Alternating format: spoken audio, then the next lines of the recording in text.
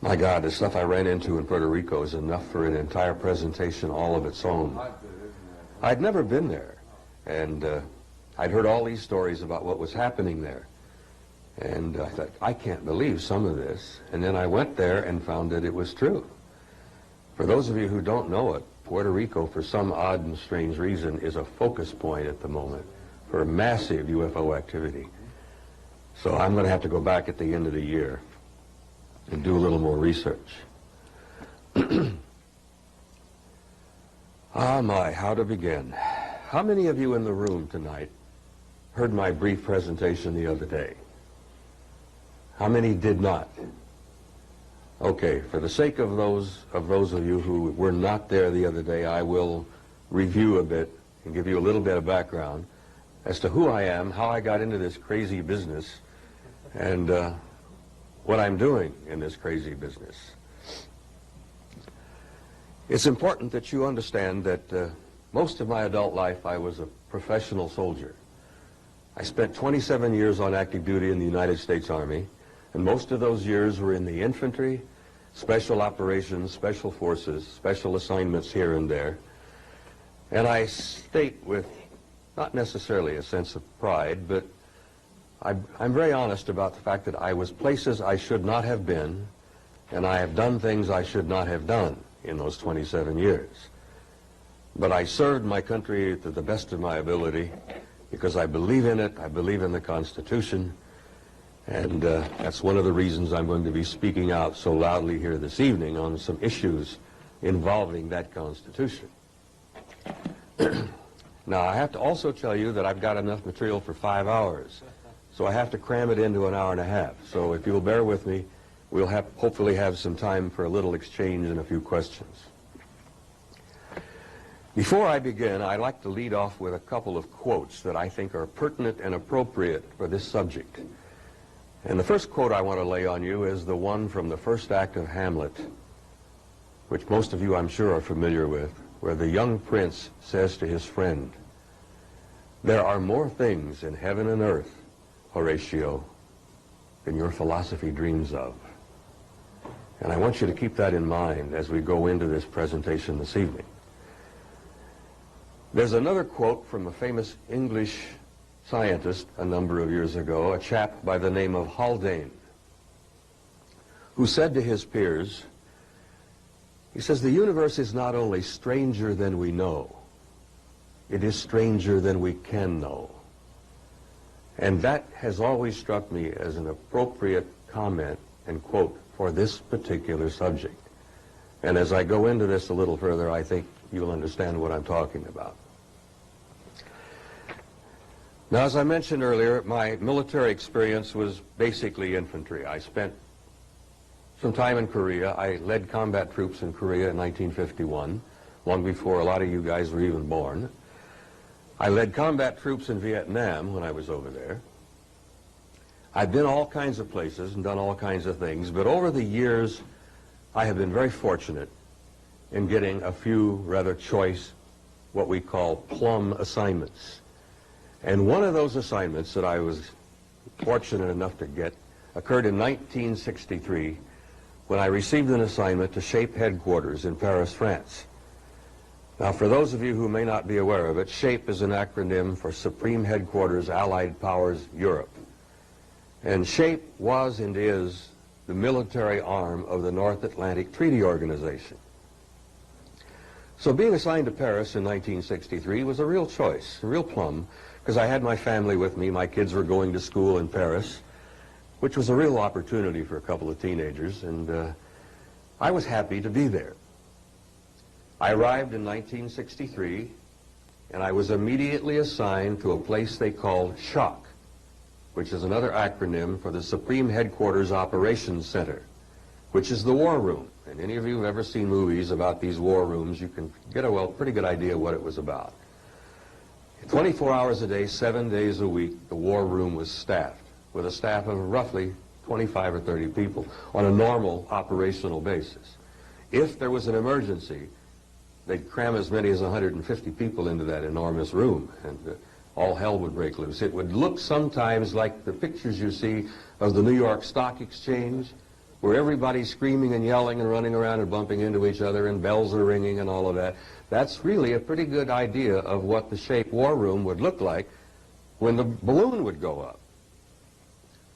Well, when I got there in 1963, I learned of a study that had been initiated in shape in 1961. Now, they were talking about it, and this was even before it had been published. They were talking about it, and they were talking about what had led to the establishment of this study. Now, I must tell you that during the 50s and early 60s, events were occurring in Europe where you know that we and the Soviets in the Warsaw Pact were staring at each other across the divided Iron Curtain. We were armed to the teeth. I mean literally. We had weapons. My God, we could have caused Armageddon.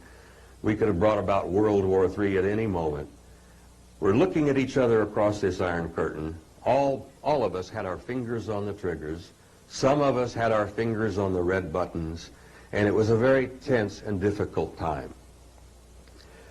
Well, somebody was throwing a few rags into the mess here. Somebody was throwing another factor into this mess. Not that it wasn't bad enough, but there were some interesting, large, circular, metallic objects that were flying over Central Europe, coming out of the Soviet zone over the Warsaw Pact area. They would fly over Europe, Germany, France. They would generally go over to the southern coast of England, turn north, and head up the channel, and then they would disappear off of NATO radar, usually over the Norwegian Sea, up close to the Arctic Circle. Now, these objects were very large, and they were very fast, and they were flying in formation, and they were very clearly under intelligent control. They would travel at speeds anywhere from 1,500 to 5,000 miles an hour. And they could stop on a dime. They could change directions instantaneously. And for a long time, the Soviets thought they were ours. And for a short time, we really honestly believed that they belonged to the Soviets.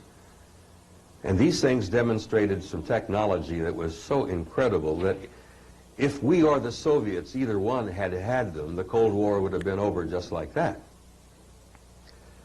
But what I'm trying to point out is that these things intruding into European airspace over an armed camp, literally, where we're all out there ready to start shooting at each other, would generate the heat a little bit, and everybody would go on alert, and my God, all hell would break loose. And this had happened a number of times. Fortunately, we and the Soviets and the Warsaw Pact people had refrained from shooting at each other over this. We refrained from launching missiles over this. But an event occurred in February of 1961.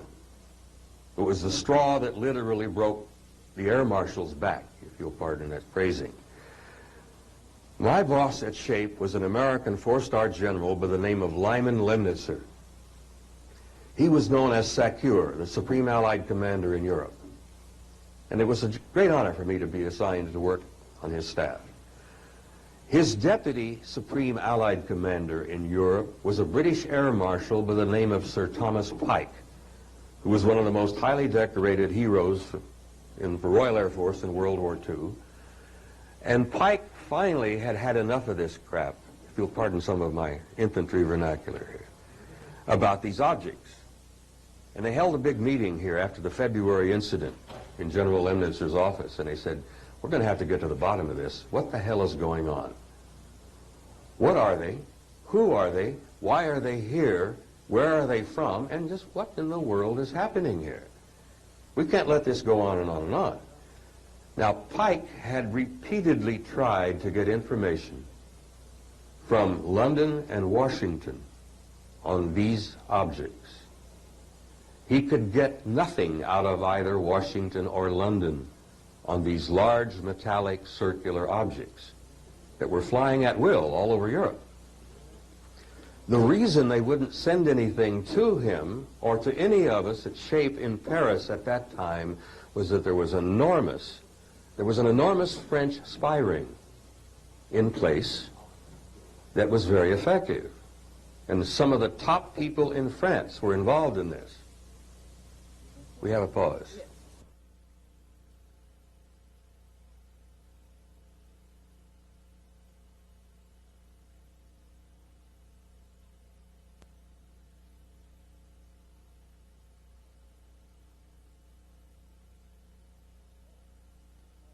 Where was I? Oh, the spy ring. Many of you who read a lot will know that Leon Uris wrote a book a number of years ago called Topaz. And in that book, which was eventually made into an excellent movie, Leon Uris did a novel, a real dynamite bang-up book on this French spy ring. And it existed during the Cuban Missile Crisis. And what was happening is that there were a lot of French ministers, for a variety of reasons, who were either selling stuff to the Soviets for money, or many of them were doing it because of their political alignments. We were learning that stuff that would come out of Washington and London would sometimes get to Moscow before it would get to us, and we were the addressees. That's how effective this thing was.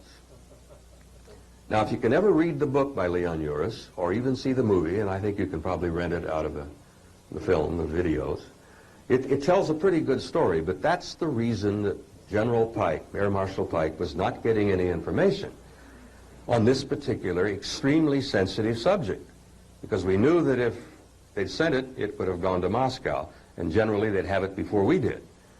So SHAPE decided, Air Marshal Pike, General Lemnitzer, and the top senior military staff decided to establish their own in-house study on this particular phenomenon to try to get a handle on what was going on.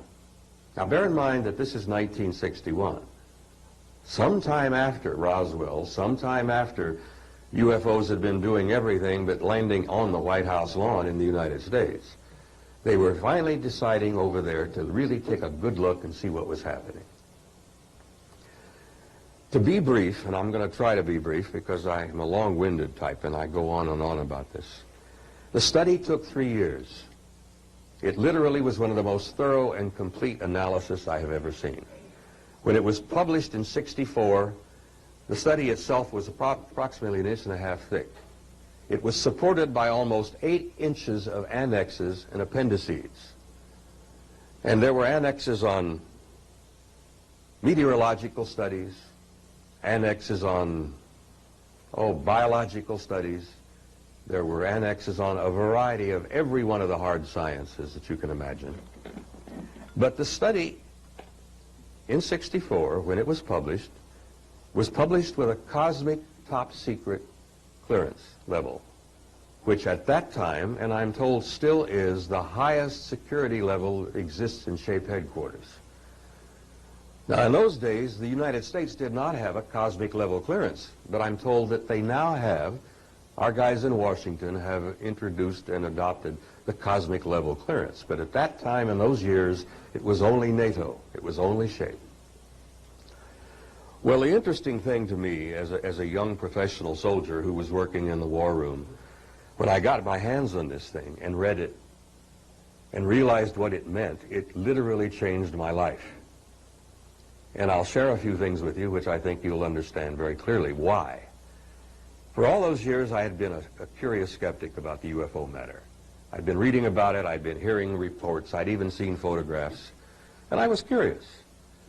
But not until 1964, when I read the completed study, which was titled An Assessment, with a subtitle of an evaluation of a possible military threat to Allied forces in Europe. Not until 1964 did I really believe and understand that this particular issue was not only real, that it was absolutely mind-boggling in its implications for the human race and the planet Earth. And my young, crew-cut military mind has never been the same. I read it, I put it back in the vault, I'd pull it out when I was on those 12-hour shifts where you're in there, you think it's going to last forever. 3 in the morning when you're dead tired, you're bored, and I'd pull it out of the vault again and go through it. I looked at the photographs, I studied the analyses, I studied the conclusions, and it literally turned my whole life around. And from that point on, I've never been the same. And I'll be the first to admit it, and you might want to call it an obsession or a compulsion. It doesn't much matter to me what you wish to call it.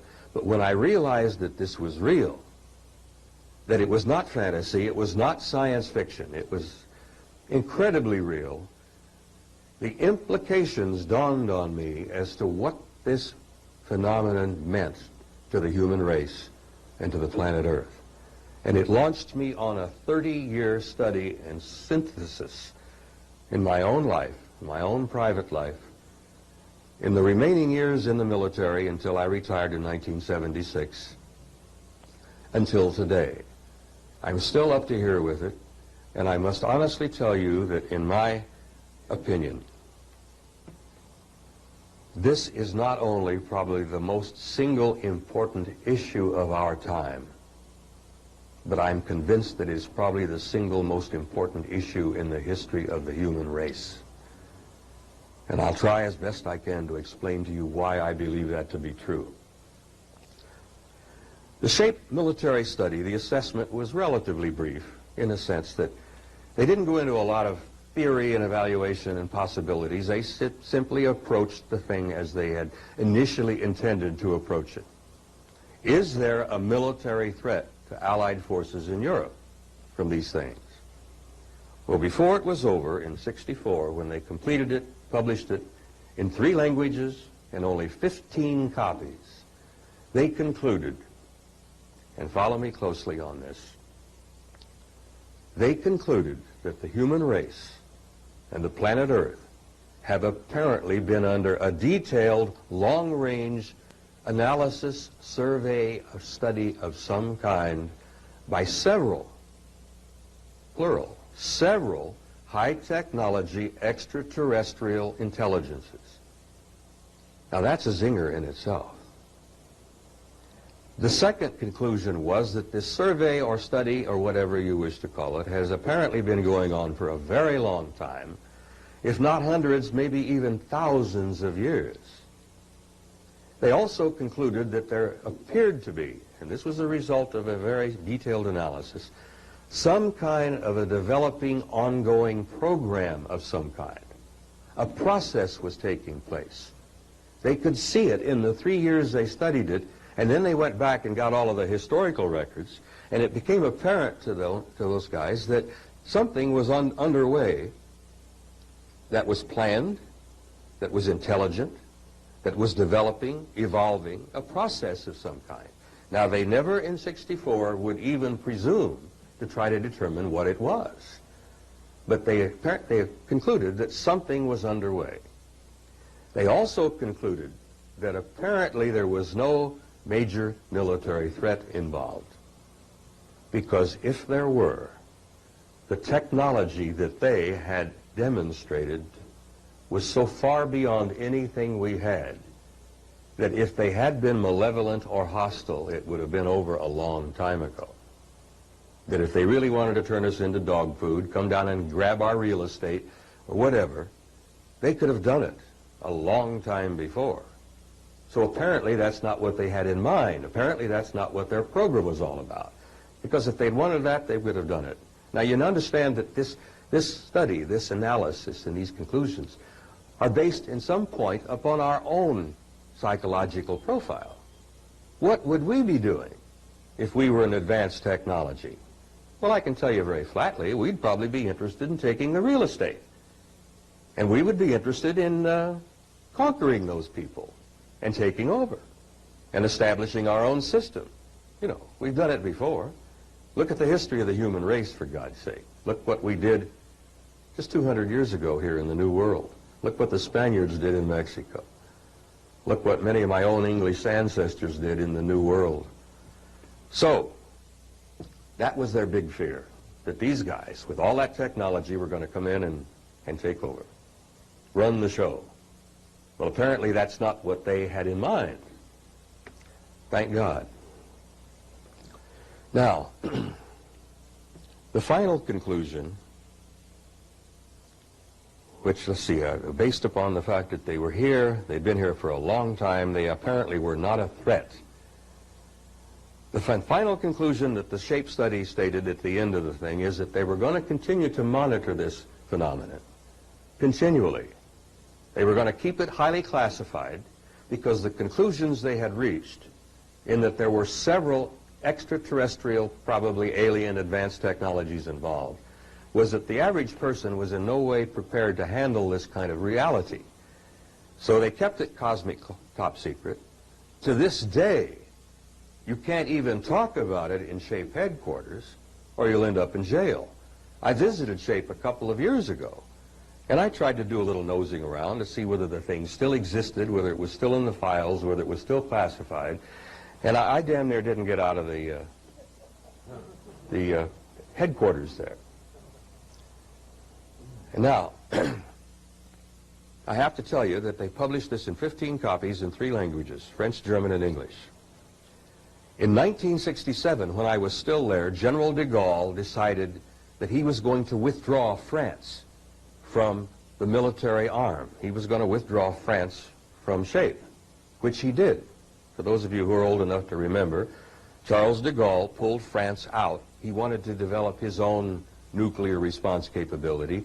And so in 1967, SHAPE headquarters had to pack up and move out of France from Paris up to Brussels, where it's now located today. So when I visited there 2 years ago, the new location is just outside of Brussels. It is still the supreme headquarters of Allied powers. Still pretty much the same kind of headquarters I was involved with before. I had helped close it down and move it in 1967, just before I came home. But this damn study is still there, and it's still locked up tight. And you just don't even want to talk about it because people will start looking around, and the next thing you know, they won't even talk to you. And I wanted to visit socially and spend some time with some old cronies and such. Now, where am I here at this point? That study in 1964 launched me on this extensive survey research program of my own. It became very apparent to me from the very beginning that there was no simple way to address this phenomenon. And this is one of the points that I want to make and make as clear as I can. In this country, in this world, you will notice, and you have already noticed, that most hard scientific disciplines are extremely focused on their own narrow area of research.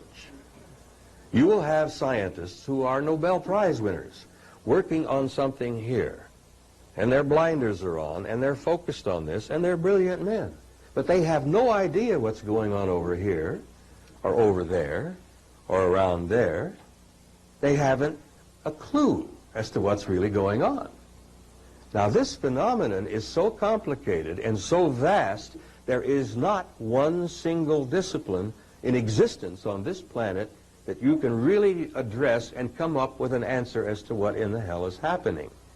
And I'm not a great scholar, and I don't have all these degrees, but it became apparent to me, as a trained intelligence analyst, that if I was going to get a handle on what was really taking place, I couldn't just look at it this way, or that way, or this way. I had to look at it from all of those views.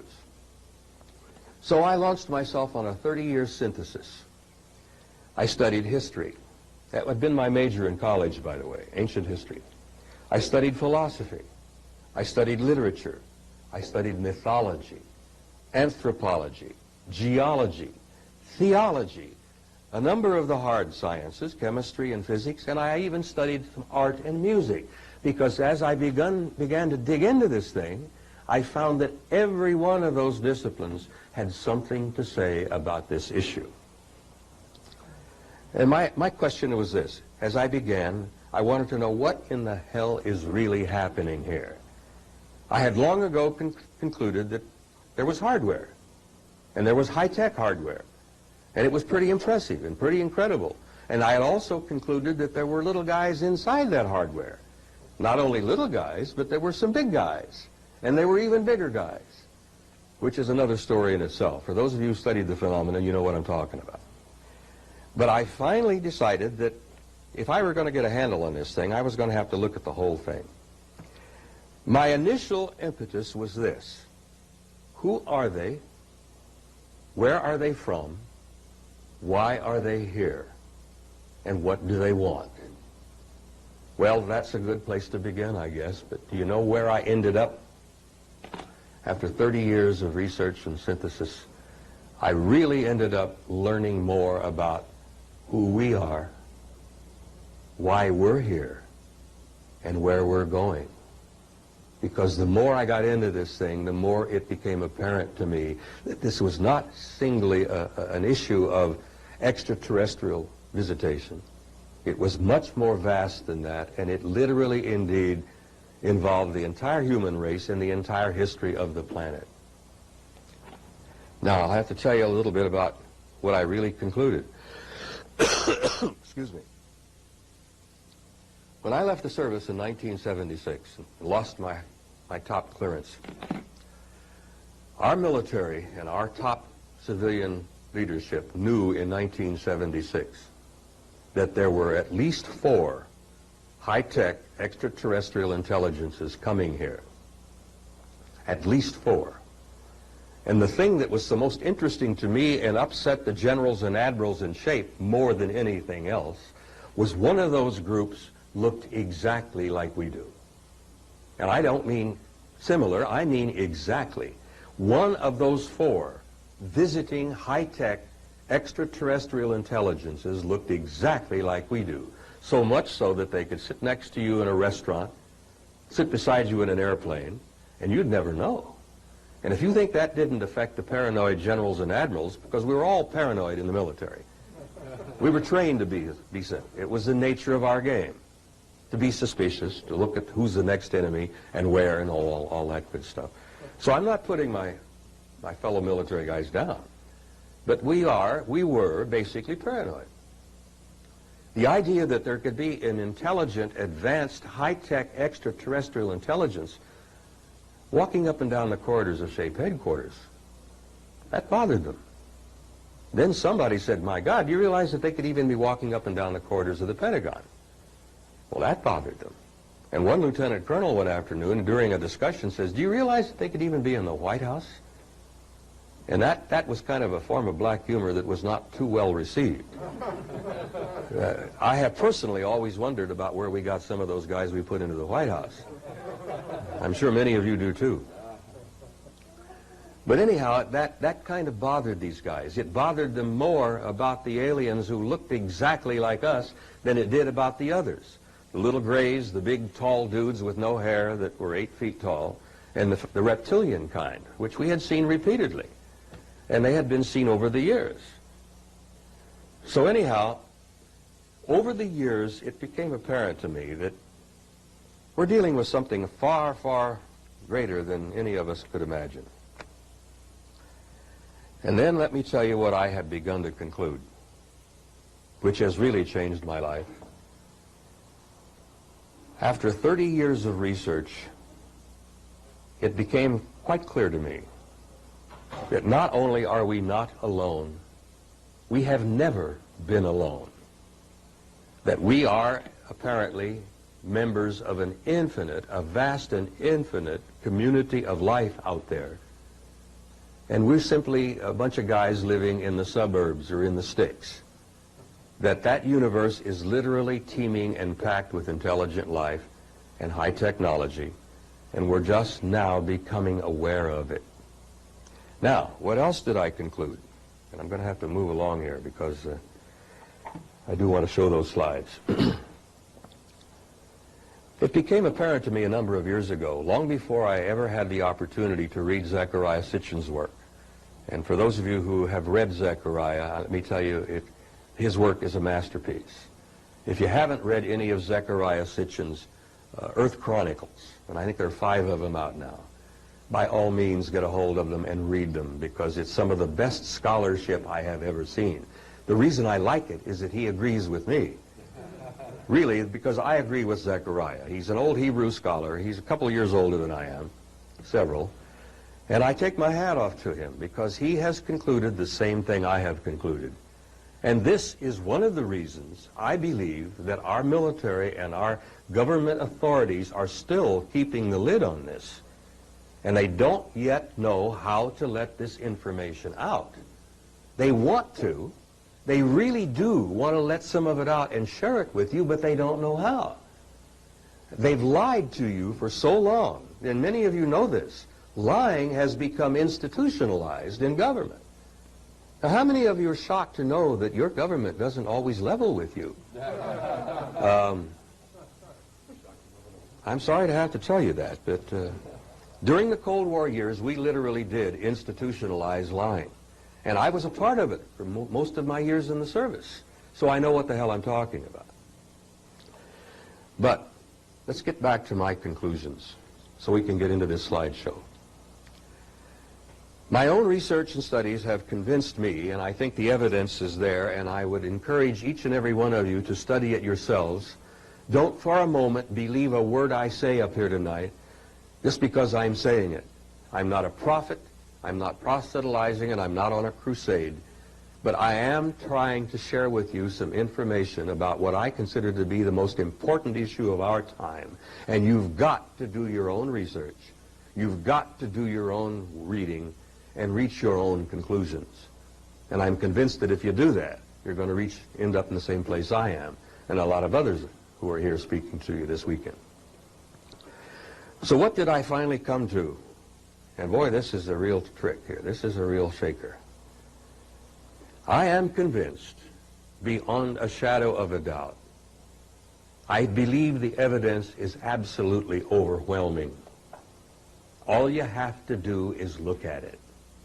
And that is that the human race, all of us, all the different colors, all of the different languages, all of the different religions, every one of us on this planet are a hybrid species, and we have been seeded here, and we have been genetically manipulated on this planet for hundreds of thousands of years from the very beginning of human history.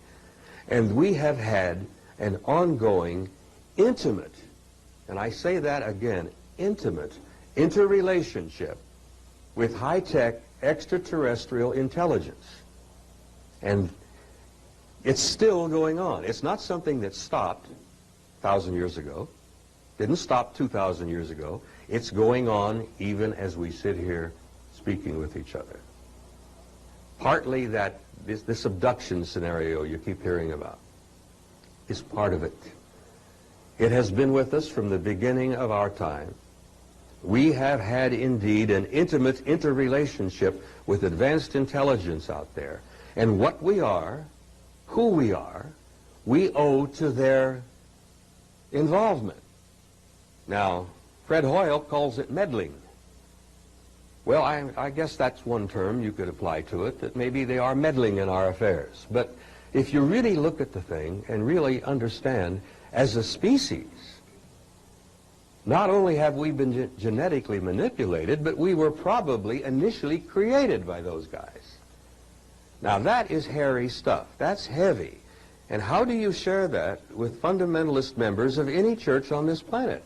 And I'm not talking about Christian fundamentalists alone. I'm talking about Muslim fundamentalists, Hindus, Buddhists, doesn't matter. To share this kind of information is dangerous. A few short years ago, I would have gotten burned at the stake in a minute for opening my big fat mouth. And you guys would be in big trouble for having sat here and listened to me. So we're dealing with some pretty heavy stuff, some very sensitive material.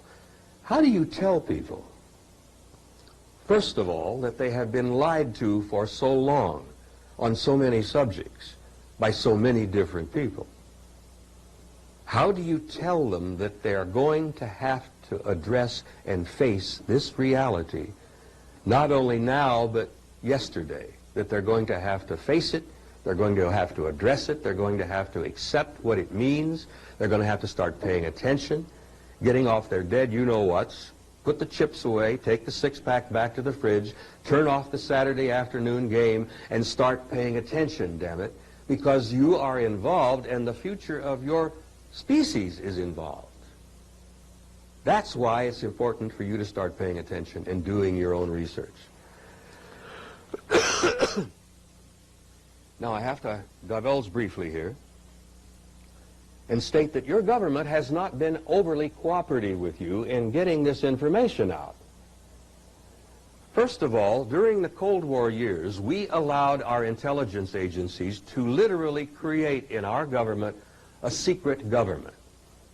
During the Cold War years, and a lot of you know that out there, and I know that some of you have really done some digging into that subject, our intelligence operations, which were initiated originally for the very best reasons, have, in a sense, over the years, become a government within a government. And let me try to explain why I believe that to be so. This issue of the UFO matter in itself is a prime example. What you have in Washington and other parts of the country is you have people making national policy that were never elected, who are not responsible and are not accountable to either the legislative or the executive branch of government, and they're making national policy on this particular subject as well as a number of others that's affecting your lives, the lives of your children, the lives of your grandchildren, great-grandchildren, and affecting the lives of every human being on this planet.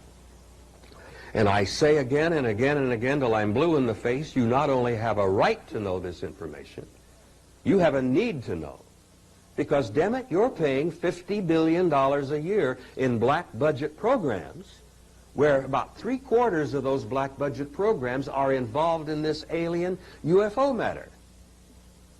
Now, we have literally allowed that to happen because we have complacently sat back and allowed it to happen. How many of you, well, I don't want to get personal here, but you know how many don't ever bother to go to the polls and vote?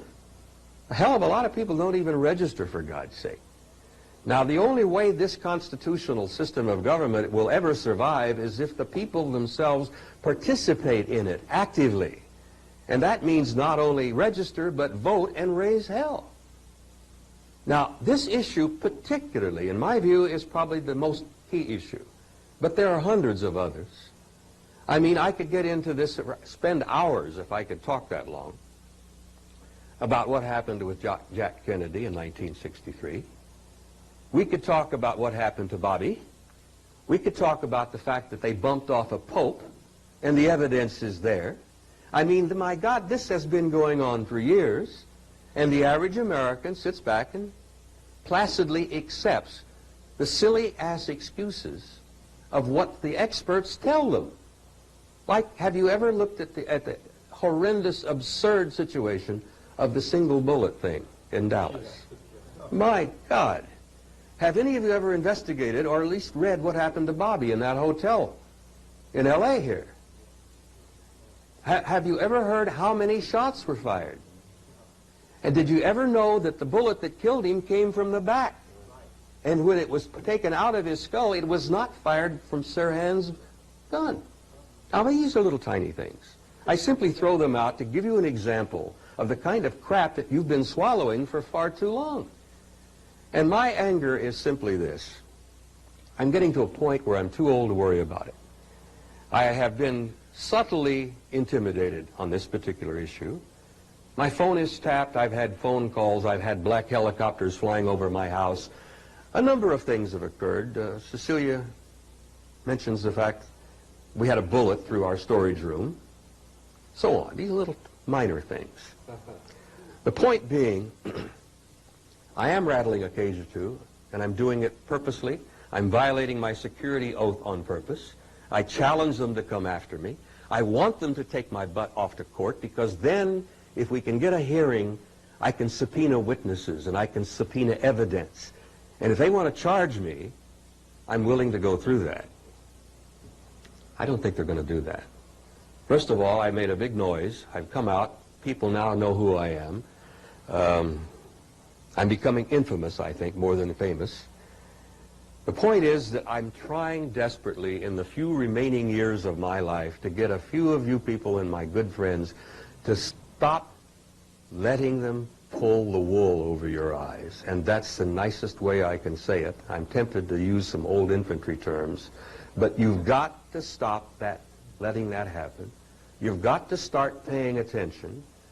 And I and about hundreds, probably, maybe thousands of retired and active duty military guys are willing now to come out of the closet and speak openly and share what they know about this subject, and to take it out of the hands of the guys that are in charge of it and put it in the hands of the American people again, where it belongs and where it should have been in the first place 50 years ago. Now, I can't fault Harry Truman. Bless his heart, he's gone to his reward. But when this thing really became apparent to them, when he was in the White House, when it became overwhelmingly apparent that they were dealing with extraterrestrial intelligence, high technology, they panicked and they put the whole damn thing in the hands of the military, which was the first big mistake. And speaking from 27 years of my own experience, it was a mistake. It should never have been in military hands. It should have been in the hands of our Congress, our scientific researchers. It should have been in the hands of academics. It should have been in the hands of the State Department. When that reality became apparent back in those early years, the military was the last place it should have been because of the paranoia and because of the ongoing and continuing cover-up. How many of you are aware that lives have been lost over the years by people who wanted to speak out on this subject? Good. Not only Morris Jessup, but hundreds of decent, good people have died because of their interest in this subject and their intense desire to share it with the American people. I was a member for a number of years of an organization in Tucson called APRO. I was a good friend of Carl and Jim Lorenzen, and I sat on their board of directors for 12 years. Jim died from a massive cancer of the brain. Fast acting. When it was first detected, in a few months, Jim was gone. I don't know how many of you know that the famous Mr. Casey of the CIA died the same way. I don't know how many of you know that Alan Hynek died of fast-acting brain cancer. I don't know how many of you know that Deke Slayton, one of our great astronauts who just died a few months back, who wanted to come out and talk about this and lay it out, died from fast-acting brain cancer.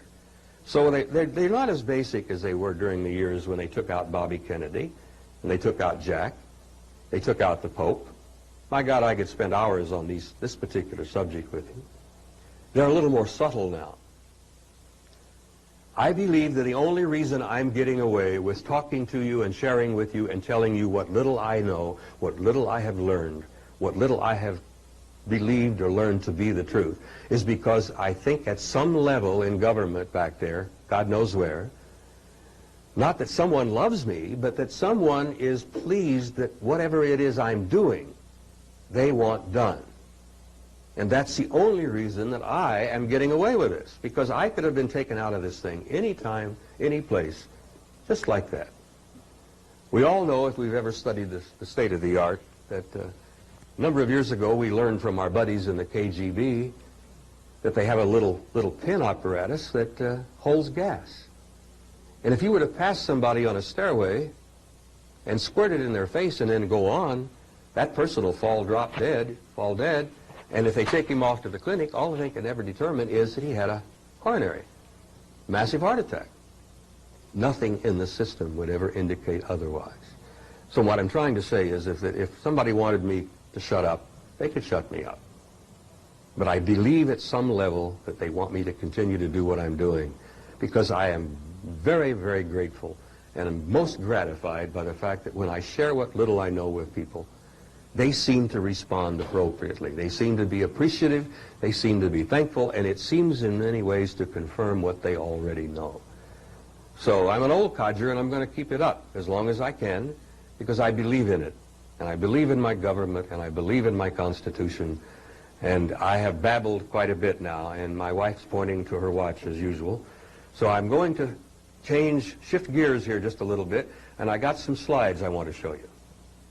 Initially, as I said, this intimate interrelationship has gone on for thousands of years, and the evidence is overwhelming. In the studies of history alone, it's there. All you have to do is look for it. And I have a few examples which I'll share with you this afternoon before we close this thing out.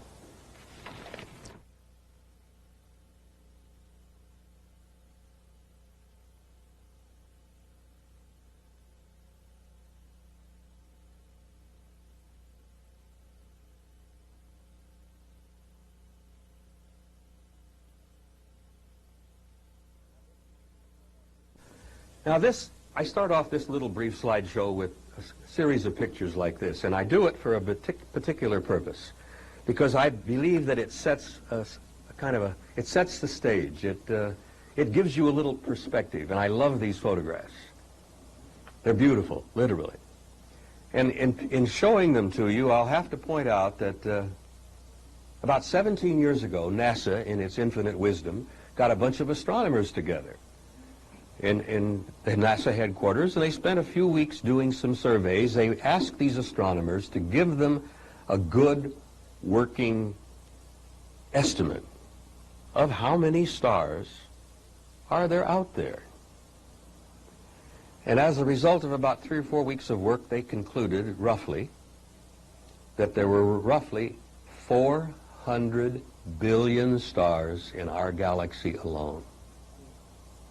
Now, I like to point out at this point that no one can really deal with figures of that size except the guys who deal with our national debt and the people who deal with our budget. But 400 billion stars, roughly, in our galaxy alone. I find these so beautiful because, in my sense, that's looking home. That's looking back where we came from. We are, as you all know, I'm sure, we are star stuff. We are made from those stars. I want you to look at that. Now, I'm old enough to remember when they put the great 200-inch lens on Mount Palomar a number of years ago. Now, those of you guys who are young, too young to know that, back before they put the big 200-inch lens on Mount Palomar, they'd look out through their telescopes and see all of those and conclude that those were stars. Then, when Palomar was operational and they looked out there again, they found that a big chunk of those were not stars. They were other galaxies. Galaxies, mind you, not just stars. 400 billion stars in our own galaxy. Now, I throw this out because that is the great galaxy in Andromeda, the one that's in the catalogs listed as M31. The reason I like to show it is that it's shaped very much like our own.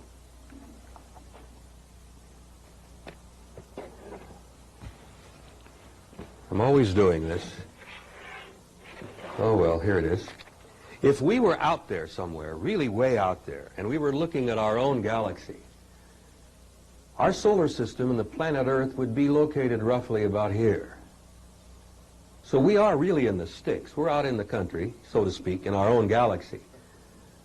But when they concluded that there were 400 billion stars, give or take a few million, in our own galaxy, they concluded in addition that there were roughly 400 billion galaxies in the known universe. And ladies and gentlemen, there are still scientific idiots who still believe that we're all there is. There are people who honestly believe that this little race on this little tiny planet going around the edge of its own little solar system and the edge of its own galaxy is all there is. And I like to set that stage because I'm convinced that we are indeed members of a vast and probably infinite community of life. And I think it's important that we understand that because I'm convinced that that understanding in itself will bring about an expansion of consciousness in each and every one of us that could be the salvation of this race. We have got to expand our awareness and our consciousness, and that's a good way to do it, I think. But I love that. Those are beautiful. To me, that's home. There's the Pleiades. Many of you are familiar with that. The Seven Sisters. Our ancient ancestors were aware of them, and some of our ancient visitors. The great Greek and Roman gods, the great Sumerian gods, many of them supposedly came from the Pleiades. Now, bless its heart, there's our little home. And I look at that with a sense of poignancy and sometimes a sense of overwhelming sadness because I chatted with a few of the astronauts who've been out there, and there's not a one of them who've been there who says you can't look back at the planet from either the moon or just in space without feeling an overwhelming sense of love for our little home. And when you stop to realize how we're trashing it and how we're screwing it up so terribly, I think that growth and expansion and consciousness is important for us to stop treating her so badly. Because right at the moment, she's all we've got. Not one of the guys who ever went out there and looked back was ever the same. And they all said the same thing. That when you see it, you see home from out there somewhere, it looks so tiny, and you feel an overwhelming sense of love and affection. I'd like for the entire human race to develop that. Now, I mentioned history, and I'm fascinated by it because in my research I found out that over the centuries, extraterrestrial involvement in our lives has been manifested or demonstrated in a number of different ways. Now, this is a Renaissance painting, and the reason I throw this up is because it's got some interesting cloud formations. And I only bring them to your attention because I'm going to get into a little bit more on clouds. But notice what interesting shapes those clouds are. Disc-shaped with domes on top. Now, is that just a coincidence? And is it a coincidence that those clouds are demonstrated in a religious painting involving this event? The carpenter from Galilee and the cross?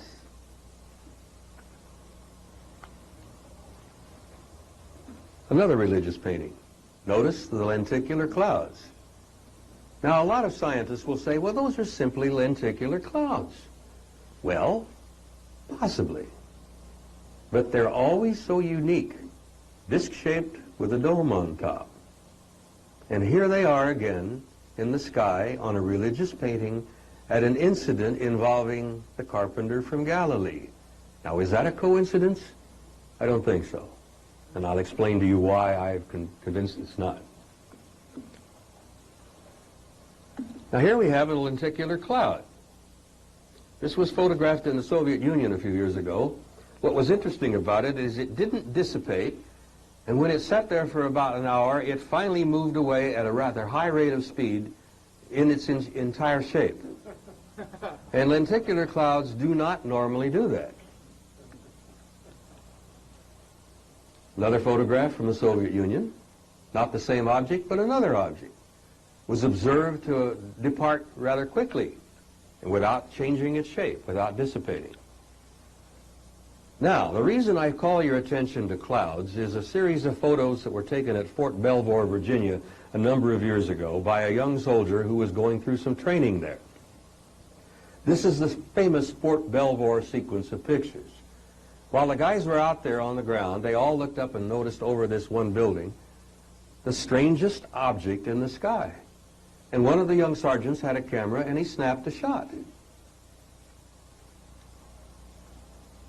And then it got closer and he snapped another shot. And they're all beginning to talk to each other. What in the hell is that? And then the object began to change. Right in front of their eyes. There must have been 40 guys out there. Now, what is this object becoming?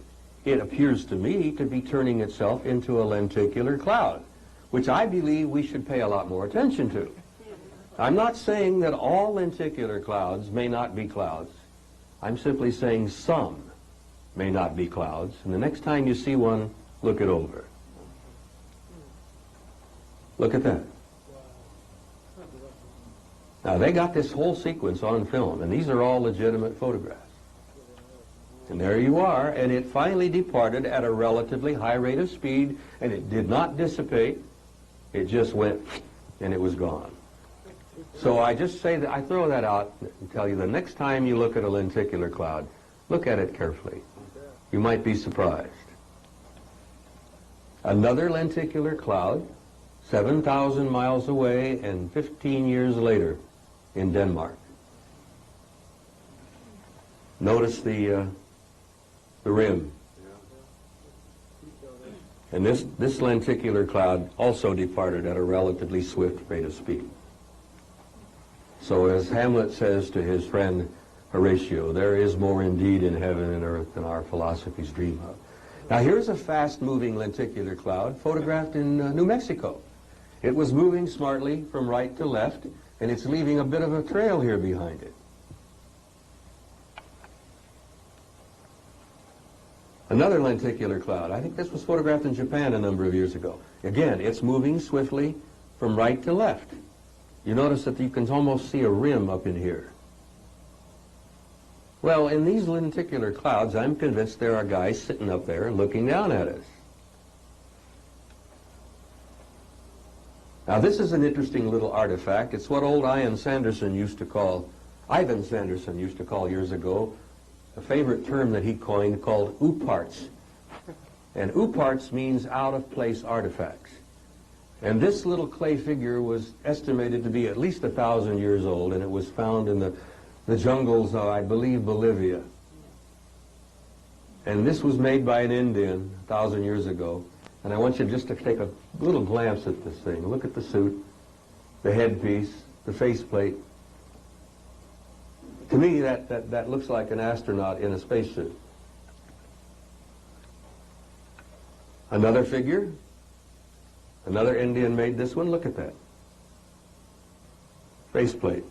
Probably oxygen or whatever. Whatever he was breathing.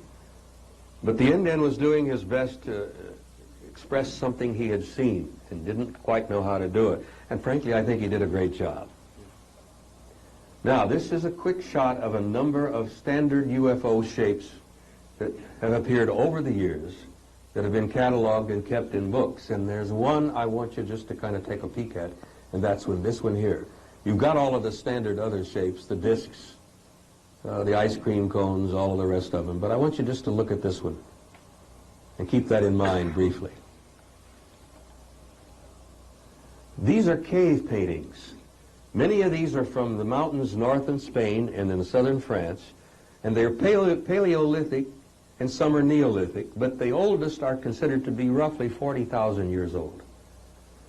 Now, some of our ancestors, apparently, some years ago, were scratching and painting on the walls of the caves they lived in, things that they would see every day. Now, we know what they were seeing. They were looking at deer, they were looking at buffalo, they were looking at the old ancient Siberian horse, they were looking at wild boar, they were looking at mammoths or mastodons. These were items that were in their daily lives, that they hunted, killed, and lived on. I want you to look at some of these things here. And that one there, and this one, and this one, and these two. And then these two dudes moving along there, and what was the artist trying to convey? That those objects were apparently moving at a pretty high rate of speed. Now this, my friends, goes back 40,000 years.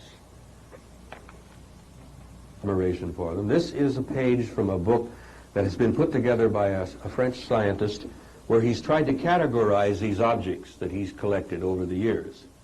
Look at that one. Look at this one here. And this one. And look at all these different shapes. He's got them all based upon their overall shape. This is the one we saw in that painting. Now, I'm convinced that the artist is conveying that something in the sky and that shape was moving. And it was the only way he knew how to convey it. Look at this one. And this one. Now, our ancestors weren't stupid. They may not have been modern, they may not have been terribly bright, but they weren't stupid. Look here. This is obviously one sitting on the ground with its legs down. These guys were literally portraying what they saw. Now, this is from a panel on an Egyptian tomb, a sarcophagus that goes back to at least the 2nd dynasty. And on this sarcophagus is an interesting object that's painted here. Now, that was shown to be, with hieroglyphs, that was called the chest of Osiris, or the ship of Osiris. And I looked at that thing and I had to turn it upside down. And now, I don't know whether it's just my imagination or not, but I'm convinced that that artist in Egypt, 2,000 years before Christ was born, when he painted what he called the ship or chest of Osiris, was painting a kind of a little runabout that one of our visitors, one of our creator gods, as we know from the study of Egyptology, so Osiris was one of the great creator gods in the ancient Egyptian myth and legend. And look back here. If that is not representing a jet exhaust of some kind, and a little cabin. I can see Osiris sitting inside of that thing, tooling all over the place. Why did he not paint it right side up then? Well, what I did is, when the first time I saw it in the book, I saw it upside down, and that intrigued me. Yeah, but if that's what the artist was painting, why didn't he paint it right Well, side you up? see, I don't really know that this panel is not from a complete sarcophagus. So I'm not certain. Now, either the ship was upside down or the bird was upside down. But either way, I had to turn it over just to look at it in a sense that made sense to me. So I must be honest with you that that's what made sense to me. I could be wrong, but I don't think so. Quiver with arrows and stuff. Well, they have been seen to fly almost upside down anyway. Yes, oh, they do, yeah. Well, apparently upside down doesn't mean anything to those guys. Right side up. Well, when they're in there, and they're inside that field that they create, there probably isn't such a thing as upside, right side, or anything. They're in their own field, which is why they can make right-angle turns at 4,000 miles an hour and not be splashed on the side of the ship. This is another little clue. This was found by some Soviet archaeologists near Fergana in the Russian-Chinese border region a number of years ago. And when they first saw it, they chuckled and said, that's got to be a hoax. And then they did some more research, and they determined that no, that probably wasn't a hoax. They did some dating. How they dated it, I'm not sure, but they determined that was well over 1,500 years ago when that painting was made. And I just wanted to call it to your attention because this object in the hands here of this individual with gloves, look like gauntlets that our astronauts wear, looks like a faceplate of some kind, a plastic or glass dome, looks like some apparatus here of some kind, maybe a breathing apparatus. But if that's not enough, over here in this little dude with the antenna on his head. And then look up here. And they estimated this was roughly 1,500 years on the Russian-Chinese border near Fergana. Now, this again is another little piece of information. Any way that can be focused or made a little bit sharper. It's not really a good picture, but anyhow, this is a painting that was done in 1710 called The Baptism of Christ. And it was done by a Flemish artist, and this thing was done 1710, The Baptism of Christ. Now, what attracted my attention is this circular object up here with the rays coming down and that little dot in the middle. So I went through my collection and I spent some time, and what did I come up with? An almost identical shape with a light or something in the middle. Now, there are no rays coming down from that one, but I've got a few other shots that show rays coming down from it. But again, this was a painting of 1710, a religious scene. What was the artist trying to convey? Well, I'll tell you what my conclusions are as we get along a little farther here. This is a strange plate called the Lolodov plate, based upon the findings of a Soviet archaeologist who found this in the mountains of Nepal. No one to this day knows what it's made out of. They think it's a kind of a metal and perhaps some ceramic. But the owner refuses to let them cut into it and take a sample because it would probably destroy it. But it rings like metal, but it has a consistency of ceramics. But I call it to your attention because this thing was estimated to be several thousand years old. And look at this little dude here. And what do you suppose this means here? A sun, there's a big lizard. Here's a creature here with a long tail. This looks like octopus of some kind. I mean, and there's some writing here. Look at this. There's a sun. This little dude, I think, represents one of the little grays. They've never deciphered this writing. They're working on it. This looks like a regular UFO to me. Now that plate conveys a message, and yet we're still not sure what it means. This what was discovered in this century by a Russian archaeologist in Nepal. a chap by the name of Lolodov. Yes, Lolodov, and this is known as the famous Lolodov plate, and it has become an enigma, and it's what Ivan Sanderson would call an oopart. I wonder if you're looking at a timeline there where there was some kind of a intelligent animal that You know, that's a evolved good in our point. system, and then the intervention of the aliens at a time when, say, those look like almost brittle star primitive life forms in the ocean. Yeah. They could have done some genetic research at that time. This could have been a message of some kind. And maybe it was meant to be deciphered by an intelligent species much, much later. Well, I'm not sure when that intelligent species is going to come along.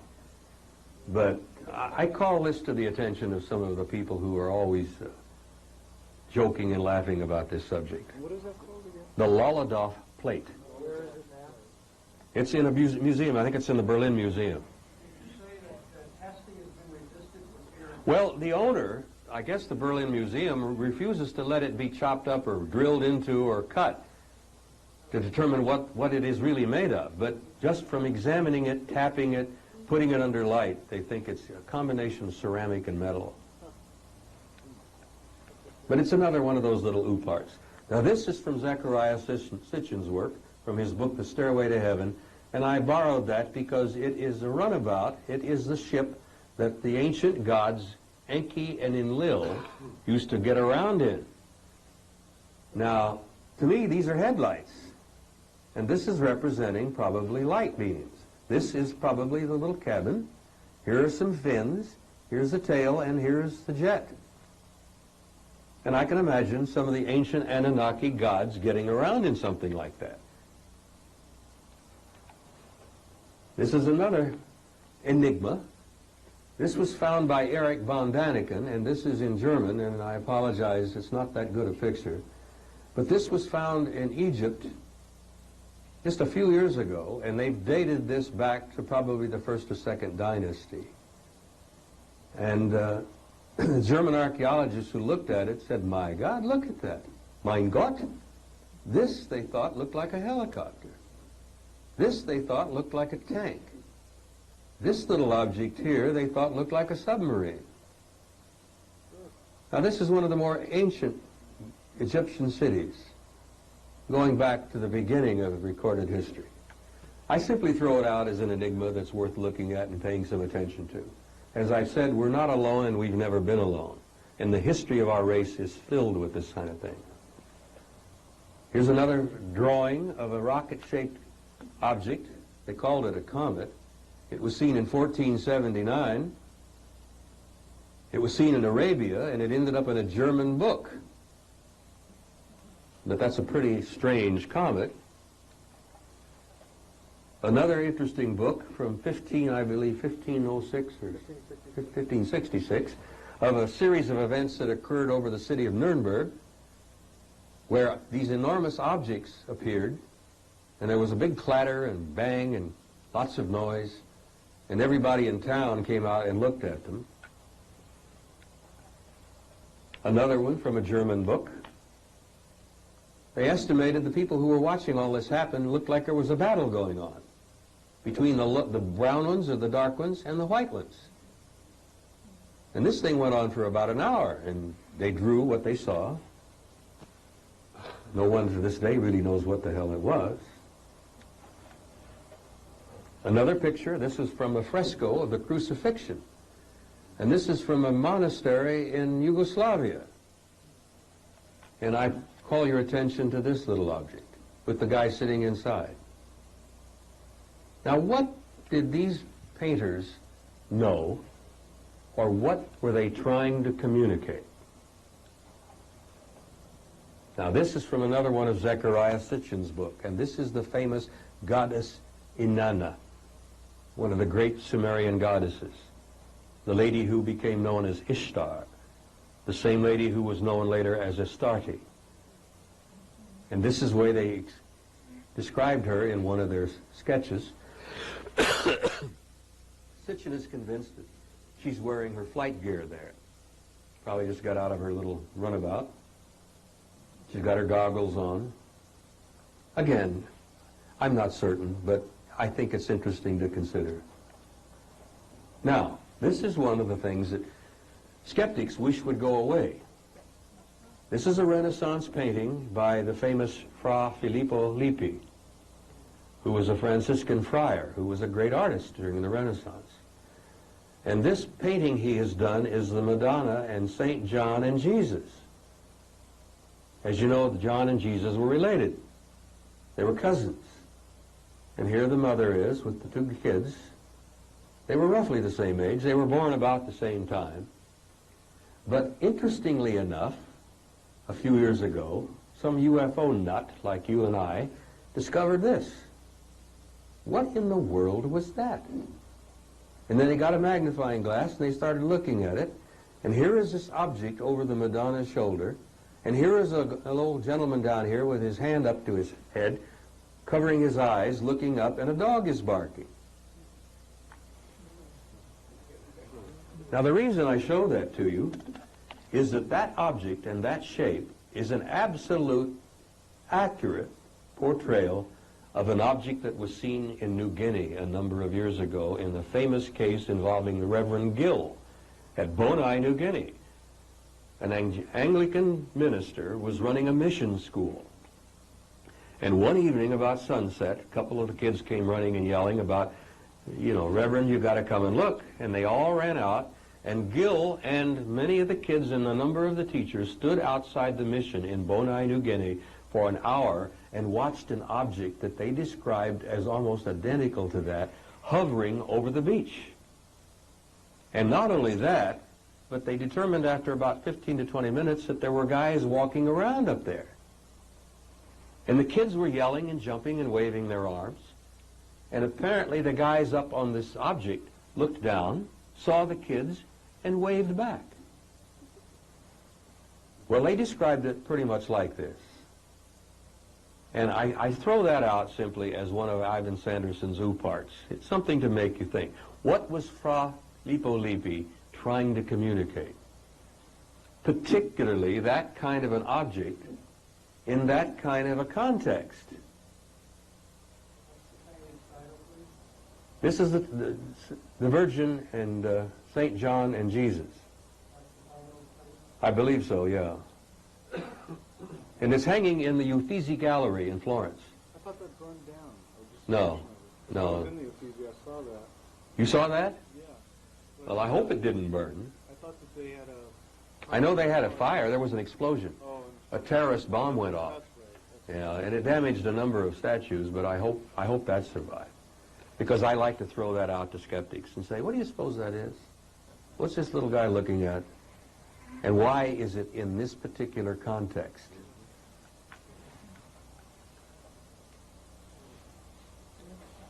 And another enigma. Now, these are some photographs. I think we're running out of time here. Yeah, we are. Well, Sean said he'd give you more time because the last guy went late. Can you give me a little more time? All right, we'll stay as long as we can.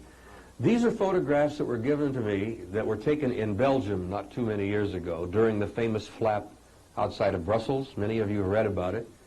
This came from SOBEPS, the Belgian UFO research organization. And Patrick Ferrens, who runs SOBEPS, provided these to me. Now, these are those massive triangular objects that were spotted flying over Belgium, spotted by police officers, people in the streets. Hundreds of people had spotted these things. And they drew diagrams and they took pictures, but most of the pictures didn't really show a hell of a lot. But they showed the corners. These lights are in corners. This is a big triangle. And this light is in the middle. There's another one.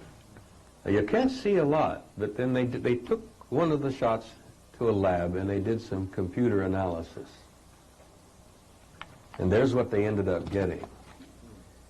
And the eyewitnesses said these objects were 400 to 500 feet across in size. And when they could see them edgewise, to see onto the side of it, it looked like it was 40 to 50 feet thick. And they would hover and stay in one place, then they would dart about, and they would come back, and then they would leave at a high rate of speed. And these things were spotted by hundreds, maybe thousands of people for the course of several months. They were identical to the shape of the objects that were spotted over the Hudson Valley in that famous case where, well, they call it Night Siege, I think. Hynek was one of the authors. That forms the most universal form for UFO throughout the world. Exactly. Well, this is the same kind of a shaped object that has been appearing in Puerto Rico. That's so And in Belgium, yeah. And I predict that you're going to be seeing a lot more of these, not only at night, but in the daytime. Because I think it's part of the ongoing training program to get us acclimatized, is that a good word to it? But anyhow, this is the shape of them, and the cops, I think Unsolved Mysteries had a couple of shows on it, and there were a couple of others that were delightful. You have handouts. Oh yeah, I do have handouts. Okay, I have it. You know, I could ramble on. Anyhow, these are just these are legitimate pictures of UFOs that I've collected over the years. Based primarily, these are from APRO's files, and APRO was pretty damn good about verifying. Oh, this one is a beauty. This was taken in 1976 in New Zealand, and the doctor who was out on a picnic with his family they were getting ready to go home. They were wrapping up their dinner and all, and they were getting ready to leave. And this big, beautiful object came drifting slowly over this mountain in New Zealand. New Zealand. And the doctor says it was spinning slowly. And as he was looking up, he said he could have sworn that he saw people in those windows, looking back down at him. And I think one time I had too much bourbon, and I said it was probably the local zoo tour. You know, I could just see somebody somewhere on some planet selling popcorn and peanuts and a couple of soft drinks, and get aboard. We're going to go down and take a look at those crazy earthmen down there. But anyhow, this was a beautiful piece of craftsmanship, and the doctor says he and his wife and kids will never ever be the same. Having seen one, I think, what's the old saying? Seeing is believing. Yes. There's so many of these I'd love to share with you, but we're probably going to have to wrap it up. This is a picture taken in France. These are not legs. These are light beams. And this is the object, of course. You can see the UFO with the glow around it. Now, this picture, I don't know whether it's legit or not, but it appears to be a crashed disc in the Soviet Union with Russian soldiers guarding it. Yeah, but sadly enough, and this is what frosts me a lot, some of the better UFO things are in the Inquirer, including my own story about the lawsuit. The government loves that, the disinformation. Oh, don't they though? They love it. This is another picture that I am not certain about, but this is a little more legitimate. The people who got a hold of this photograph tell me that this is legit. This is a Norwegian trawler that is retrieving this object that had crashed in the Norwegian Sea. And this is roughly, they said, about 30 feet in diameter. What did they do with that one? What good question. A famous picture taken by a doctor having lunch at a restaurant beside a lake in Argentina. This is interesting because the object flew over the lake, and it wasn't certain that everybody really saw it, so it turned around and came back and made another pass. And the doctor grabbed his camera and took a picture of it. Now you can see the ionization effect here, and there's the object there. It's a classic disc with a dome on top. But it's another one of those worthwhile pictures. This is a man that I think we all owe a lot to, and this is Don Kehoe, one of the pioneers in this field. He's gone to his rewards, but Don really fought to get the truth out. This is another man that I admire and love a lot. This was Jim McDonald, who was the chairman of the Department of Atmospheric Physics at the University of Arizona a number of years ago. And he really gave the government a bad time. But he went to his reward, and I think it was no accident. And this is Alan Hynek, who we all know died from a fast-acting form of brain cancer. And Alan, at the end of his career, had made a complete 180-degree turn. He was no longer a skeptic. He was totally convinced of the reality of the UFO because he really took the time to take a look at it. So Alan, and these are two of my dear friends who are both gone, Jim and Coral Lorenzen. Coral founded APRO, 40 years ago. And it was one of the most respected and probably the oldest and earliest UFO organization established in the United States. Jim died from a form of fast-acting brain cancer.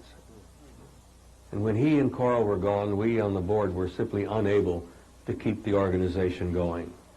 As much as we wanted to, we simply couldn't do it because all of us had jobs and careers. Now, this is a famous series of shots taken by Amori Rivera in Puerto Rico. A lot of people have tried to debunk these pictures. I've spoken to people who were there when the picture was taken and said that's exactly what they saw. Apparently this is a Navy F-14 Tomcat, because right off the coast, well, first of all, there's one of the large naval installations there called Roosevelt Roads. At the time this event occurred, the America, which was an enormous carrier, was anchored about 15 miles off the coast. And the estimates are that these planes came from the America. Not if it was anchored. Hmm? Not if it was anchored. It's got to be underway to launch. No, they can take aboard craft. With the new technology, they can take them aboard at sea or at anchor. But it may have been moving along, but it was off the coast. The America. That picture's been proven to be authentic also. Well, all I can tell you is that a young man by the name of Jim Delatoso in Phoenix, who is quite an expert in analyzing such things, did a complete run-up on it, and he told me, he said, this is legit. Yeah. Because he compared it with, he did all the pixelations, whatever they call it, and then they did it on the aircraft, and he says they're both real objects. Yeah, I got a tape of the guy who was down who saw the whole thing. You know, it's all been proven out. Yeah, You know, yeah. if I can say something interesting, right here in this conference, last couple of days, I've heard, oh, well, you know who analyzed that photo? That was Delatoso, as though he's some kind of a con man. Is this just some more of the... Well, let me tell you something about Delatoso. If he's a real phony, why does NASA have him under contract?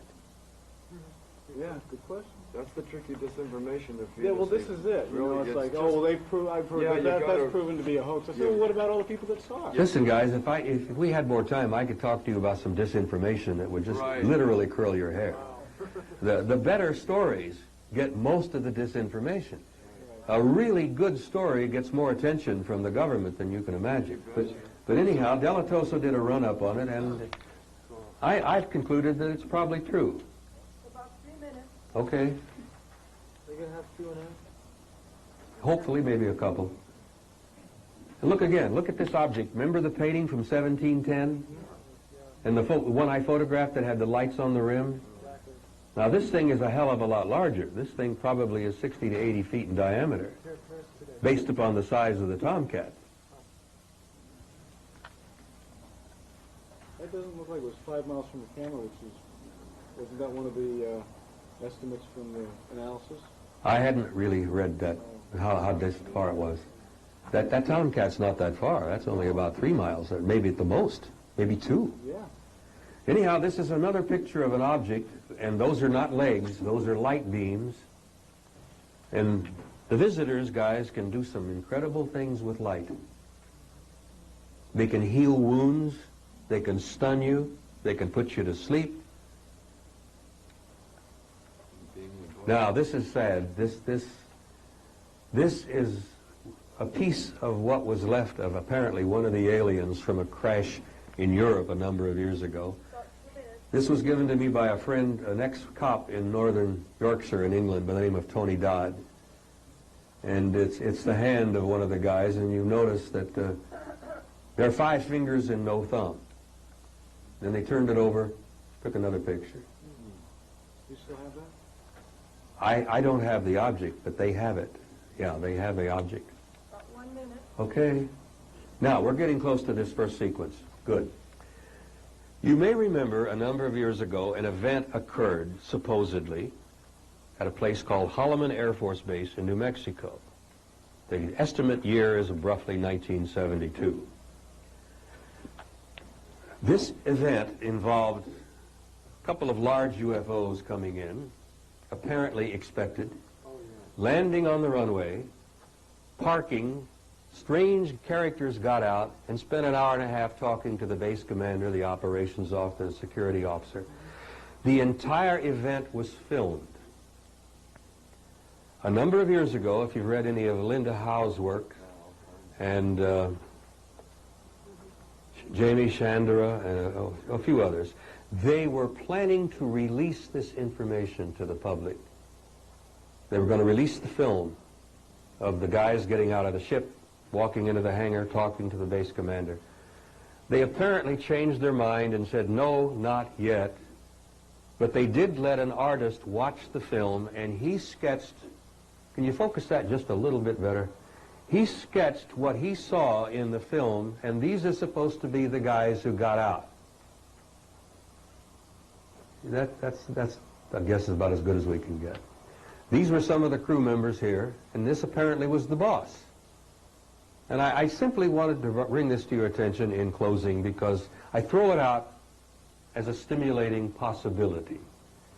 Notice the nose, the eye, the ear, the chin. Now this is supposed to be a relatively accurate portrayal by an artist of what he saw in the film.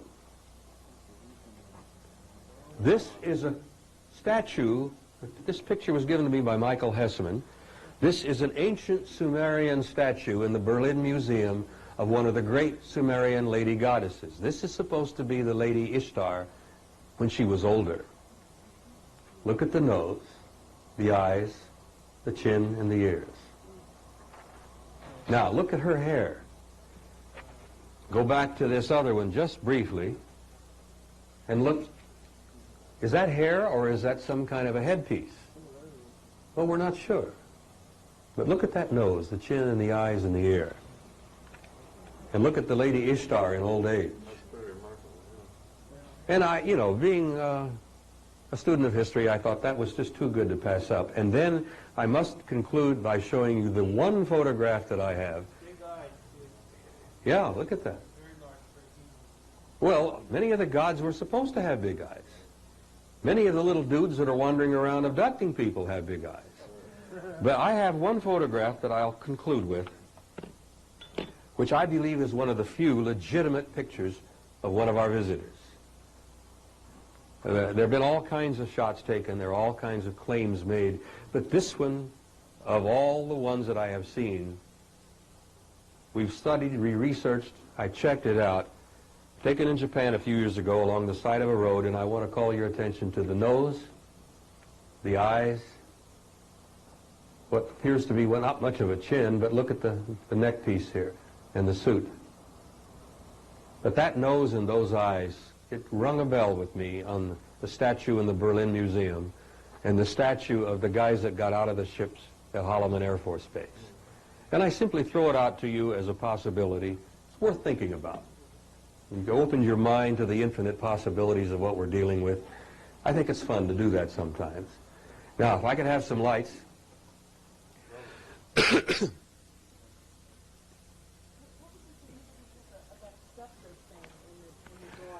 Oh, that was a communications device. Oh. And the leader was carrying that, or they all? Apparently, no, only the leader had it. And that apparently he spoke into it, and they heard English. Like an instant translation. Yeah. And apparently this event was not telepathic, as so many of them are. He'd speak into this like I'm using this mic, and you could hear him. And then apparently he understood English enough. But the event apparently did occur. There's been too much evidence coming out over the years about it, and it was not the only event of its kind. It's happened many times. So much so that I can tell you honestly in my own personal belief that our government, our military, has been involved intimately with at least one advanced intelligence for at least 30 years. Now, who they are and what the involvement is and what they're doing together, I don't know. But there is information to indicate that they've given us some technology. We have reverse engineered some technology from some of the crash retrievals. Apparently they have shared information of some kind. And that is the thing that really pisses me the most, is that you being denied that kind of information by your government because they've determined, first of all, you're not mature enough to deal with that. And ladies and gentlemen, forgive my infantry speak, that's pure crap. And they're going to get away with it as long as you let them get away with it. And you've got to stop. What? Oh. Are you going to review? Yeah, I brought some handouts. I wanted to share a few things with you. I have been convinced, and I am convinced, beyond a doubt, that every major religion on this planet has its origin in extraterrestrial information. The information, the theological philosophy, the great teachers, whether they're Buddha, Krishna, Jesus, Muhammad, the material is all the same. And if you study it with an open and honest mind, you go through the Quran. It's beautiful. It's an honest, decent book, and I advise you and encourage you to read it if you get a chance. The Bhagavad Gita, the holy book of the Hindus. It's based upon their whole theology. Here is the teachings of the compassionate Buddha from the Buddhist sutras. And then, of course, we're all familiar with this one. In this book is involved the two great books of two of the world's greatest religions, Judaism and Christianity. The Old Testament, the Torah, at least the first 5 books. The New Testament, which is the basic teachings of Christ. I bring these and share them with you and tell you that I've gone through them in detail over the years, and there are passages in the Bhagavad Gita that are identical to passages in the New Testament, which leads me to suspect that the one we know of as the carpenter from Galilee either read the Bhagavad Gita, which existed 2,000 years before he was born, or he wrote it, because the comparisons are too similar. And what I want to close with, and this is the best thing I can think of to share with you as we bring this to a close. This UFO matter has been affecting us over the years as a triggering mechanism. I put it in the same category as the crop circles. It's a form of a communication. It's a form of a message. It's a way of trying to get our attention and say, damn it, wake up. Not only are you not alone, you've never been alone, and it's about time you start paying attention. Now, we're approaching the end of a decade. We're approaching the end of a century. And we're approaching the end of a millennium. And beyond that, we're approaching the end of an age, the Piscean Age. The new century is going to bring about changes that are going to be literally earth-shaking in their ramifications and implications. And this is simply one person's view, but I'm throwing it out for whatever it's worth.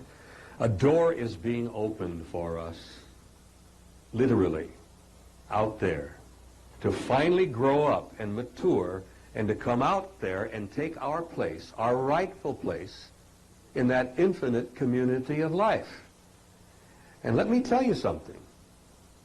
If we take that invitation up and we decide we want to go out there, we're going to have to go through that door as one people, one race, with one philosophy from one little planet, or we may not go at all. And this garbage and crap and bullshit that's going on in Bosnia and the left bank and going on in Rwanda, oh my God, it's going on all over the world. We are not going to make it, guys, unless we go through together as one people from one planet with one future. And we're not going to make it if we don't do that. And we've got to do that. And that's why I say to you, wake up, pay attention, do your own research, do your own homework, and God bless you all. And it's been a pleasure, and thank you.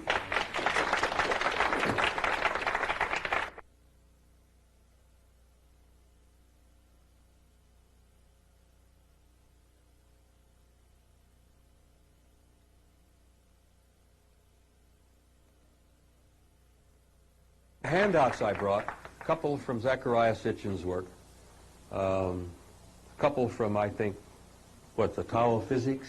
Yes, And then again, I threw this out. you've got your set up there. Oh, have I said? Okay. There's something that's always been a kind of a favorite little thing of mine. I'd like to have everybody pick up a set of this stuff. But I want you to take this with you. Many of you know of it. Many of you have read it. And I have a copy of this enlarged and framed in my house. And it is really the best guide I can think of for living your life. Take it with you with my love, and I hope to see all of you guys again. Yeah. In your operations with the military here in France, have you ever come across any knowledge that you can pass on to us that would indicate what happened in the German bunkers? We all know that Nazi Germany was working on flying discs, and that Nazis had developed some of that technology.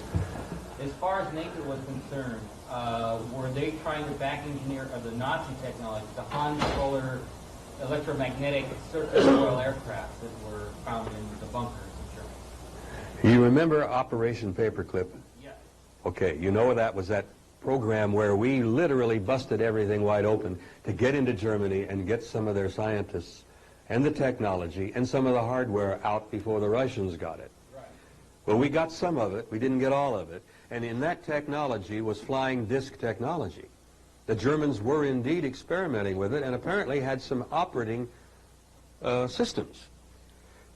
God only knows, can you imagine what would have happened if they had gotten those systems online and developed the atomic bomb, which they were very close to. Right. The war would have had a different ending. Now, there's rumors and stories that you all may have heard about, that some of the aliens had been working with the Germans, giving them a little help, a little push here and there. And then when it became apparent to them that some of Hitler's racial policies were so alien to the aliens that they couldn't accept it anymore, they withdrew their support and just backed the hell off and let him fall as he did. I don't know whether there's any truth to that or not. I do know that I have seen the diagrams, the plans from the books, and damn it, they did have flying models in 1943 that looked very much like the same thing Townsend Brown had in this country in 1946. So we have our own disk technology. We have our own anti-grav system. Now, whether any of you know it or not, your government developed a sustained, controlled fusion reaction at Los Alamos over 10 years ago. Now, I don't know how long you're planning to wait to hear that news, but it happened. Now, with the oil companies and the automobile industry and the steel industry and all the rest of it, you won't know that for a long time. What do they call that? What, fusion? Controlled fusion? For that system. Cold fusion? No. Tokamak? Yeah. Oh, the tokamak, yeah. I'm not sure that's the one, the way they did it, but they did it with lasers. And I think the tokamak is a... False anode? Huh? Created a false anode? I don't know. I'm not that much of a scientist. I've talked to some guys who were there and said, damn it, we did it. It's the greatest news in modern history. Do you realize what it's going to mean to the human race? Well, it might if we ever find out about it. But because of the economy and because that everything is so tightly controlled back there by just a few guys, and if you want to know what a rotten rat's nest that is, talk to Gary Schultz sometime. That young man has really done some homework. Boy, we got a problem, guys, and we're going to have to solve it. We're going to have to make Bill Clinton and the rest of those yo-yos back there, and forgive me if I'm offending anybody's sensitivity, that's too bad. We're going to have to make them, damn it, read the Constitution and pay attention, and damn it, give us our rights back. Or you might as well flush them down the toilet. Now, forgive me for getting a little heated there. You showed or talked about the situation in Holland where the aliens went there. So they're apparently playing into the military's hand as far as communicating with the military secretly. Why do you think that? Yeah, to some degree that's probably been the case. First of all, when they started to decide that they wanted to open up lines of communication, what a disappointment it must have been to them when they said, now who can we talk to down there? There's no such thing as a world government. There's no such thing as an agency that represents the entire race. So we're apparently going to have to talk to certain ones of the big, powerful, most important, larger governments. Well, I think that's what they did.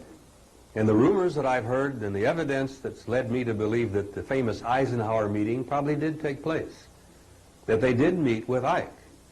And Ike said, after he got up off the floor, shocked and overwhelmed with the reality of it, he said, "Give us a few years. Let us try to get the people prepared for this," which is apparently going on. But there's a young contractor in Las Vegas by the name of Robert Bigelow, who many of you may know has been funding out of his own pocket many of the research programs back in MIT. He's been funding John Mack and Carpenter and Bud Hopkins, holding these big conferences at the universities. I had a nice chat with Bigelow one time a couple of years ago, and I kept yelling and complaining about the fact that the government isn't moving fast enough, that everybody seems to have their own damned agenda. And Bigelow is my guest at dinner, and he's worth about 20 million bucks, but I invited him. He smiled and he says, "Let me tell you something." He says, "Everybody has an agenda, but there's only one agenda, and it's theirs. And they're on it, they've been following it, and they're going to follow it. And the rumor I heard recently is they have told our government and most of the Western major governments, guys, your time is running out. You better get your people prepared and do it now because you don't have that much more time." And so what do you do? What do you see? You end up things like Roswell coming out, which is the first of approximately 25 or 28 separate UFO stories that are be coming out in the next 14 months, which is part of this program. I believe they call it inculcation. That we're going to have to pay attention and get ready for this. Yes, Gary? Very quickly, Bob, on the note of the Nazis and saucer technology and so on, I've heard, and can you verify that a saucer crashed at the point in one day and therefore they had access to it, reverse engineered and so on? Is there any That the Germans reverse engineered it? the crash at the point in one day? That's a possibility. As you know, the Germans did have, and still do have, probably one of the finest engineering capabilities in the world. German technology is really top rate. Well, I'm not at all surprised if that did indeed occur. But the crash at Roswell and a couple of other crashes like at Kingman and a couple of other places, so many people, and I am one of them included, I'm convinced that that was not an accidental crash. The guys who were on the scene said it was almost like they've given it to us. Because in the Kingman case, one of the little dudes didn't die. He lived a year, or at least almost a year. They didn't know what to feed him. They didn't know how to keep him going, but he lived a year, and they were scared to death out there at where is it? Nellis was where it was at the time. They thought that they were going to come back for him. Well, they didn't come back for him. If he was indeed a clone, one of those biological laboratory products, they simply wrote him off. And as Jay Leno says about the potato chips, they went back and made some more. And I think that's exactly what happened. Many of the little dudes are not a life form as we know it. But some of the taller grays are. They're separate species. Yes? What do you feel about the rumors of a hoax or a plot to deceive the people of the world with the second coming of Christ through... Deception in 95 coming out, the fall of 95. I mean, I hate to even bring it up. I don't like to ask that, but I mean, there's such a division in the UFO community about don't trust the first aliens we see, and yet they really don't have, you know... Well, it's a damn good question, and I know where you're coming from on it. And all I can do is tell you my personal view. And this is important that you understand that this is strictly my view. That we have been a part of an ongoing, developing program for several thousands of years. That the shape study did hit that on the head. And that the program is on schedule, and the controllers, the guys who designed it and put it into effect, are still in charge. And this is a personal view, but I believe the one we know of as the carpenter from Galilee is indeed going to show up again. But it's not going to be quite like many of my fundamentalist friends believe. Now, you know the fundamentalists all have these ideas of the rapture and one thing or another. Well, the second coming is going to occur, but it ain't going to be nothing like what they expect. All hell is going to break loose, and it's going to be involving, in my opinion, a massive, overt, alien contact to the entire planet. And I have every expectation in the world that the one we know of as the carpenter from Galilee is going to be there again. So the Christian fundamentalists are right, but it's not quite the same way they think. And they'll probably try to make that seem like the evil, the Antichrist. Well, that's one of the reasons why the entire planet is in for pure hell for a while. Now, I tell you this honestly, the planet is going to go through some real hell. Not only will there be cataclysmic earth changes, but this reality, this event, this series of things that are going to be occurring are literally going to bring the world you know to an end. The old planet is not going to explode, but the way of life that you and everyone else on this planet has known for thousands of years literally is going to end. And you talk about a paradigm shift, a new world view. Let me tell you, only a few of you guys, those of you who are opening your minds to these possibilities, those of you who are doing your own research, who are beginning to look at it and say, hey, this is real. You're the ones that are probably going to survive it. The rest of them will probably be blithering idiots, because people are, there's a psychological term called denial. That when you're confronted with something that is absolutely so distasteful to you that you cannot emotionally deal with, that you simply wipe it off. It's denial. It didn't happen. It doesn't happen. A lot of the UFO skeptics are in denial. They simply refuse to look at the evidence.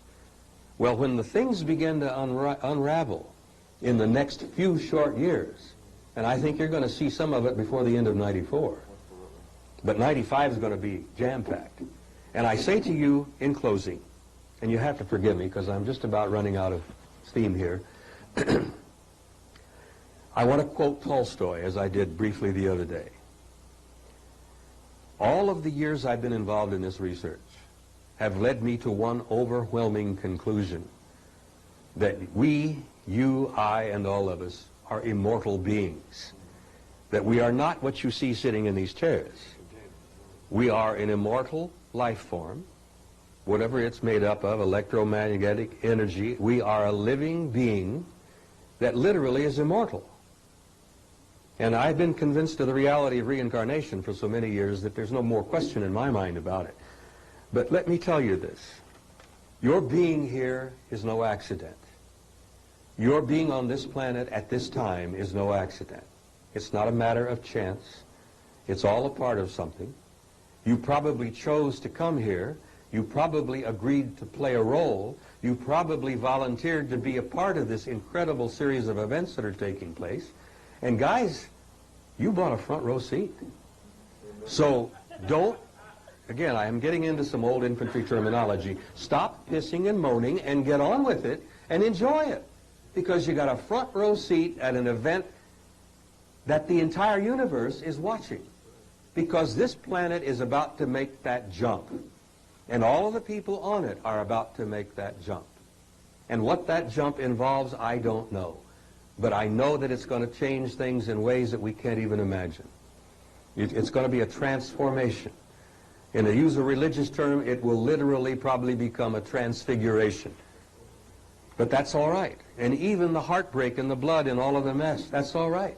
As Tolstoy said, there is something within the human spirit that will prevail and endure no matter how dark the world becomes. And I'd like to leave you with that thought, and I'll tell you God bless you all, and thank you for coming.